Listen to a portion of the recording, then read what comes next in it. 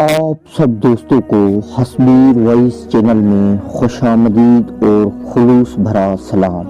India کی state کا تیانا جوناگڑھ میں ایک سنتراش رہتا تھا جو پتھروں کے تراشنے کا کام کرتا تھا، جو حضور نبی کریم صلی اللہ علیہ وآلہ وسلم کا دیوانہ تھا۔ درود پاک سے اسے محبت تھی، کام کے دوران بھی وہ درود پاک پڑھتا رہتا تھا۔ درود شریف کی مشہور کتاب طلال خیرات اسے زبانی یاد تھی۔ اس کا معمول تھا وہ جب بھی پتھر تراشتا تو اس کا ایک باب پڑھتا۔ ایک دفعہ حج کے موسم میں قافلے مکہ مکرمہ کی طرف رواں دواں تھے تو اس کی قسمت کا ستارہ چمک اٹھا۔ ایک رات جب سویا تو دل کی آنکھیں کھل گئی، کیا دیکھتا ہے کہ مدینہ منورہ میں حاضر ہے اور حضور نبی کریم صلی اللہ علیہ وآلہ وسلم بھی جلوہ فرما ہے۔ سبز گنبد کے انوار سے فضا منور ہو رہی ہے اور مسجد نبوی کے مینار بھی پھول برسا رہے ہیں، مگر ایک مینار کا کنگرا شکستہ تھا۔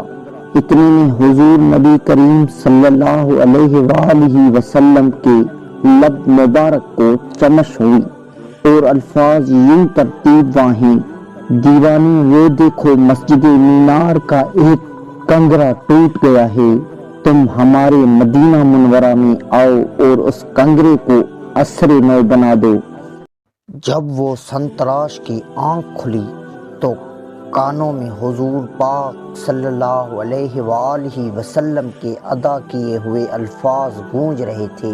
مدینے کا بلاوا آ چکا تھا، مگر سنتراش کی آنکھوں میں یہ سوچ کر آنسو آ گئے کہ میں تو بہت غریب ہوں، میرے پاس مدینہ منورہ جانے کے وسائل کہاں ہیں۔ لیکن عشق نے ہمت دی، آرزو نے دلاسا دیا کہ تمہیں تو خود رسول اللہ صلی اللہ علیہ وآلہ وسلم نے بلایا ہے، تم وسائل کی فکر کیوں کرتے ہو؟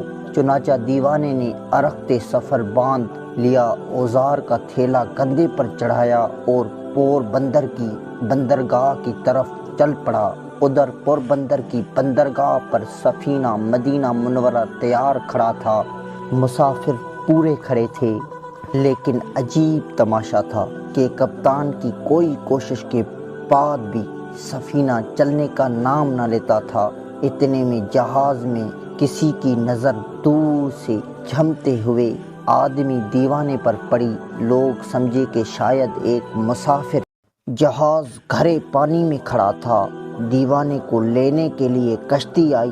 دیوانہ اس کشتی کے ذریعے جہاز میں سوار ہو گیا۔ اس کے سوار ہونے کے بعد جہاز جھومتا ہوا مدینے کی طرف چل پڑا تو کسی نے اس سے ٹکٹ مانگا، نہ اس کے پاس ٹکٹ تھا۔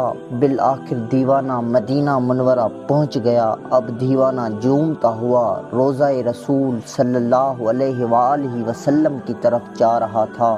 کچھ خدا میں حرم کی نظر دیوانے پر پڑی تو پکار اٹھے، ارے یہ تو وہی ہے جس کا حلیہ ہمیں دکھایا گیا ہے۔ دیوانے نے عشق بار آنکھوں سے سونہری جالیوں پر حاضری دی، پھر باہر آ کر خواب میں جو جگہ دیکھی تھی اس کو دیکھا تو وہ واقعی ایک کنگرا شکستہ تھا۔ اپنی کمر میں رسی بندھوا کر خدام کی مدد سے دیوانہ گھٹنوں کے پل اوپر چڑھا۔ اگر حضور نبی کریم صلی اللہ علیہ وآلہ وسلم کا حکم نہ ہو تو عاشق گنبد و مینار پر جانے کی کوشش نہ کرتا، تو کیا اسے کرنے کے لیے سوچ بھی نہیں سکتا؟ واہ رے دیوانے!